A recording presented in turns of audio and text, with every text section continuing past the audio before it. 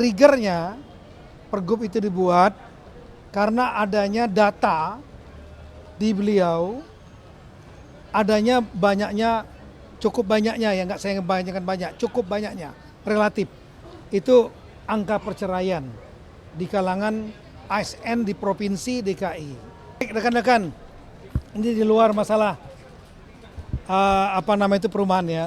Saya tahu ada satu yang ditanyakan kepada saya mengenai peraturan gubernur nomor 2 tahun 2025. Saya sudah tanya kepada Pak Gubernur.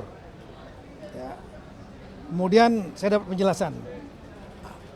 Saya tanyakan kepada Pak Gubernur kira-kira tentang apa dan kenapa. Gitu. Jadi rupanya Pak Gubernur menjelaskan kepada saya triggernya pergub itu dibuat karena adanya data di beliau, adanya banyaknya, cukup banyaknya ya, nggak saya ngebayangkan banyak, cukup banyaknya, relatif.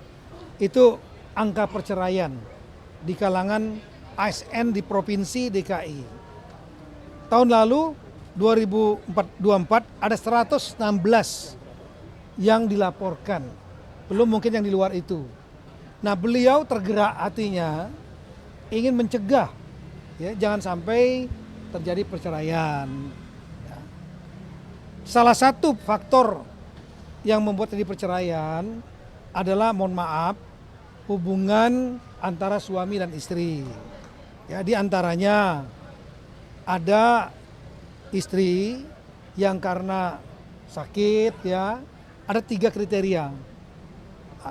Ada yang sakit, kemudian juga tidak mampu melaksanakan kewajibannya dalam konteks, mohon maaf, biologis ya, karena mungkin setelah itu ada cacat ya, yang akhirnya nggak bisa melakukan kewajiban.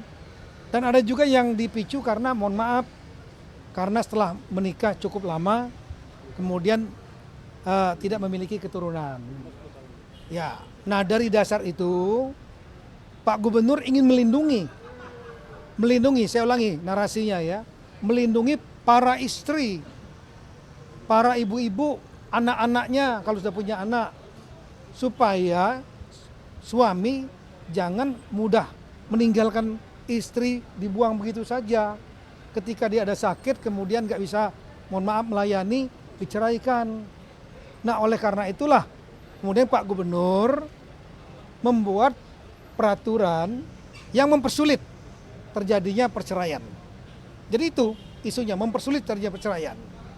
Nah di aturan-aturan yang lama ya, itu ada memperbolehkan memang suami untuk boleh menikah lagi dengan yang lain ya, dengan persyaratan-persyaratan tertentu, dibikin sulit oleh Pak Gubernur. Apa sulitnya? 3 kriteria. 1, istri memang tidak mampu melaksanakan kewajiban melayani, misalnya ya, mohon maaf, biologis, karena mungkin hambatan psikolog, sakit atau apapun juga. Yang kedua mungkin karena dia setelah mungkin menikah, sudah punya anak, tiba-tiba dia mungkin ya sakit, kecelakaan, lain-lain, sehingga kewajibannya tidak bisa dilakukan. Nah yang ketiga adalah yang sudah bertahun-tahun itu tidak memiliki keturunan, jadi jangan mudah-mudah diceraikan begitu aja, minimal 10 tahun. Minimal 10 tahun. Nah itu pun dibikin lagi sulit oleh Pak Gubernur. 1, harus izin dari istri yang sah. Kedua, izin itu harus diberikan tanpa paksaan. Ketiga, istri itu harus dibuktikan bahwa istri yang sah itu adanya penetapan pengadilan bahwa betul-betul istri yang sah. Yang keempat, ya, harus izin atasan. Dulu nggak ada. Yang kelima, dibuat dewan pertimbangan pekerja, pegawai. Jadi harus ada izin juga, persetujuan dari dewan persetujuan pegawai. Kalau itu semua terpenuhi, ya, istrinya setuju, memang karena memang ada sakit, kemudian tadi 10 tahun mungkin ada nggak mempunyai keturunan dan diizinkan oleh istrinya tanpa paksaan, kemudian sudah ada putusan pengadilan, ada lagi persetujuan atasan, ada persetujuan dewan lagi, baru diperbolehkan. Jadi tujuannya bukan untuk mempermudah poligami, kalau saya lihat. Bukan. Untuk melindungi jangan sampai terjadi perceraian suami, kemudian setelah kawin istrinya kemudian kurang mampu, kemudian ditinggalkan begitu saja. Anak-anaknya kasihan. Kira-kira seperti itu tujuannya. Jadi otomatis ini Mendagri menyetujui. Nah, narasinya nggak kayak gitu, sampai nanti buat beritanya beda lagi. Teman-teman media ini nanti kadang-kadang kan sempat menyoroti. Sebentar dulu. Ya, ini teman-teman media ini kadang-kadang, mohon maaf, saya nggak nyalakan semua media, beberapa media narasinya dibuat berubah. Udah capek-capek ngomong begini, judulnya dibikin nanti Mendagri setuju poligami. Enggak, kita nggak setuju poligami, tapi ini ada keadaan tertentu. Nah, nanti kalau seandainya yang bersangkutan tiga keadaan itu yang tolong dinaikkan. Ya, satu, ya bahwa istrinya tidak mampu karena memang ada problema, karena misalnya tadi sakit misalnya.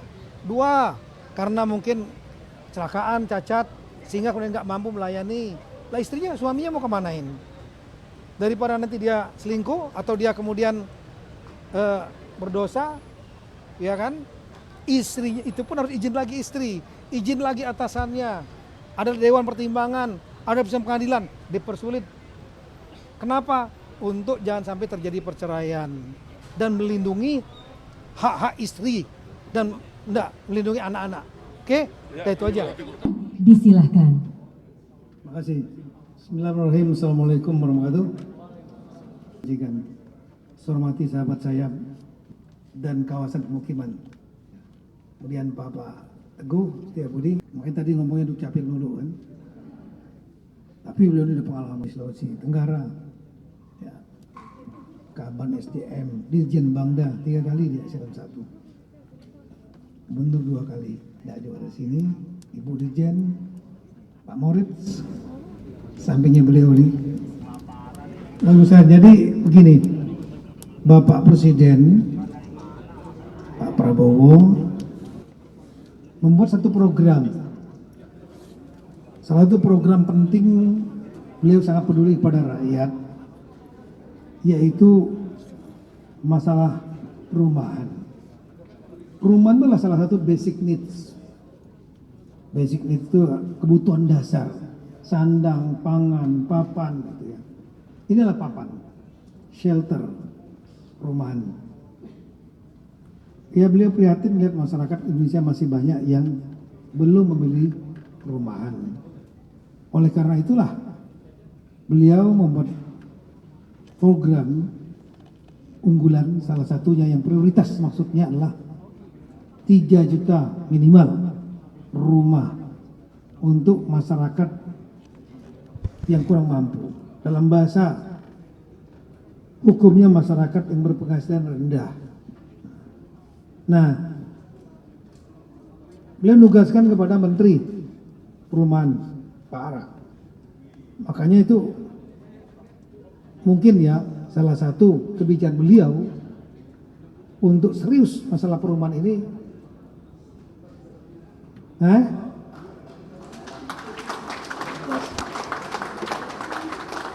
Jadi Pak sudah berhenti. Di print Pak, sedang di print. Di print, nanti tunggu dulu. Siap. Tunggu.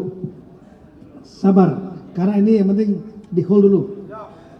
Jangan dilanjutkan. Ya, oke. Salah satunya itu ya, beliau mungkin kebijakan Kementerian Khusus Perumahan yang dulunya bergabung PU dan PERA. Nah, saya paham bahwa tugas yang diberikan kepada Menteri Perumahan ini berat, ya. Nah, salah satu beliau saya tahu banyak sekali terobosan, banyak sekali ide, dan ini perlu didukung oleh semua stakeholder, baik kementerian lembaga maupun pemerintah daerah, bahkan swasta dan lain-lain, supaya cita-cita ini menjadi kenyataan. Nah, salah satu problem yang dihadapi dalam membangun perumahan yang masif ini adalah masalah-masalah perizinan. Biasanya penyakit lama kita ini. Nah, perizinan ini ada dua yang berkaitan dengan perumahan. Satu adalah namanya BPHTB, ya, bea perolehan hak atas tanah dan bangunan. Itu 5% dari NJOP, nilai jual objek pajak, bayar. Yang kedua adalah PBG, persetujuan bangun gedung, dulu namanya IMB, izin bangunan. Nah, sesuai aturan PBG juga harus bayar dan waktunya 45 hari. Tapi pada waktu Pak Ara dengan saya, dengan Menteri Pak Nusron Wahid, Menteri ATN BPR, pertanahan ya, kita kumpulkan dengan real estate Indonesia, mereka pada angkat tangan. Pak, PBG itu 45 hari, aturan undang-undang hak cipta kerja, itu pernyataannya 8 bulan, bahkan ada yang setahun, bahkan ada yang 2 tahun. Nah, inilah yang kita terobos, ya, Pak terobos, Pak Ara dan saya dengan Menteri PU, kemudian kita membuat SKB bersama, surat keputusan bersama. Surat keputusan bersama ini isinya satu, yang paling utama, retribusi untuk BPHTB, ya, biaya perolehan atas hak tanah bangunan khusus. Nah, ini tolong jangan teman-teman wartawan ini salah kutip. Saya baca satu di media BPHTB dan PGB dinolkan. Enggak. Yang marah nanti kepala daerah. Kenapa? Ini PAD, pendapatan asli daerah. Beberapa daerah mengandalkan ini anggaran yang nggak punya samsat itu andalannya. Salah satunya retribusi bea perolehan atas tanah dan bangunan dan izin bangunan, PBG namanya ini. Khusus. Jadi ada komanya. BPHTB dan PBG dinolkan bagi masyarakat berpenghasilan rendah, MBR dalam bahasa undang-undangnya. Siapa itu MBR? Jadi sekali lagi, bukan untuk semua, hanya untuk MBR, masyarakat berpenghasilan rendah. Nah, sesuai peraturan Menteri PU, PRA saat itu, satu, mereka yang berpenghasilan kalau single di bawah 7 juta rupiah. Kalau sudah menikah 7,5 juta rupiah. Nah, di wilayah luar Papua. Khusus wilayah Papua yang berpenghasilan di bawah 7,5 juta. Dan kalau sudah menikah, kalau tidak salah 10 juta di bawah itu. Itu termasuk masyarakat berpenghasilan rendah. Nah, yang ketiga kriterianya dilihat dari luas lantai. Kalau luas lantainya dibuat oleh pengembang masif itu, maka maksimal luas lantainya 36 meter persegi. Tapi kalau dibangun secara swadaya, itu maksimal 48 meter persegi. Itu masuk masyarakat berpenghasilan rendah yang BPHTB-nya dan retribusi persetujuan bangun gedungnya 0. Dan khusus PBG yang 45 hari menurut Undang-Undang Undang-Undang Cipta Kerja diturunkan, dipermudah menjadi perpendek di 10 hari. Dan saya sudah tanda tangan SKB bertiga. Dan kemudian kita itu semua harus diatur dalam peraturan kepala daerah. Perkada. Dan alhamdulillah sampai hari ini, tadi barusan Pak Maurid, PLH Dirjen Keuangan Daerah yang ngurusin perda di daerah-daerah melaporkan sudah 250 kabupaten kota, ya, termasuk provinsi DKI hanya gubernur, karena satu lapis saja pemerintah di Jakarta. 250 sudah masuk per hari ini. Nanti yang lainnya akan saya kejar sampai dengan akhir Januari. Deadline-nya seperti itu. Nah, yang kedua, ya selain perda, kita juga ingin melihat prakteknya. Tadi Pak Ara sudah sampaikan di Tangerang bukan 10 hari, tapi 59 menit. Sumedang kita beberapa hari yang lalu 53 menit.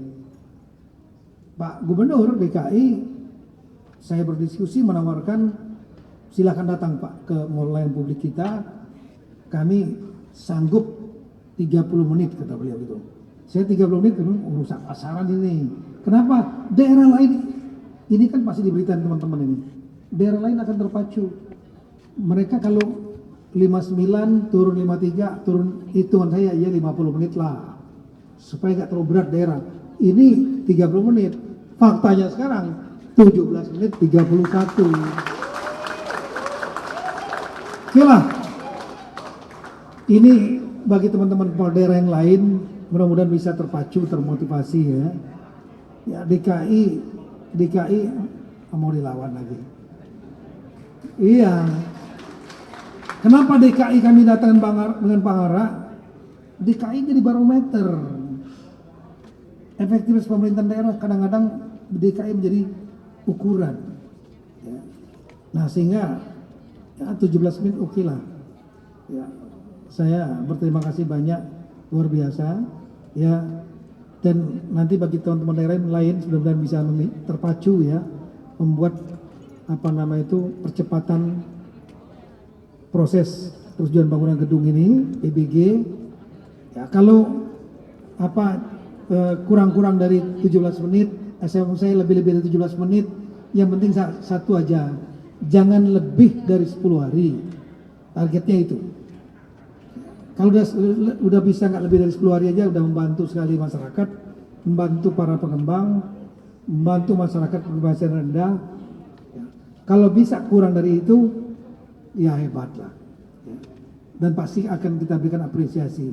Satu saat nanti saya dan Pak Ara nanti, Pak Ara, kita akan adakan acara mungkin ya, saya dan Kemendagri dan Kementerian PKP untuk memberikan penghargaan kepada daerah-daerah yang cepat menyusun perdanya dan kemudian cepat melakukan proses BPHTB, PBG. Karena apa? Karena ini sangat membantu percepatan proses pembangunan perumahan bagi masyarakat berpenghasilan rendah. Ini adalah ibadah kita kepada Tuhan Yang Maha Kuasa, ibadah kita ya, dan dharma bakti kita kepada masyarakat yang membutuhkan. Sekali lagi, Bang Ara, kami Kemendagri dan saya yakin seluruh pemerintah Indonesia akan siap membantu Pak Ara untuk mengemban tugas yang sangat berat tapi sangat mulia. Pak Teguh, terima kasih banyak. Bapak-bapak, terima kasih banyak. Pak Dirut, terima kasih banyak Pak ya. Tolong kita sekerja sama terus. Sekian, terima kasih. Assalamualaikum warahmatullahi wabarakatuh.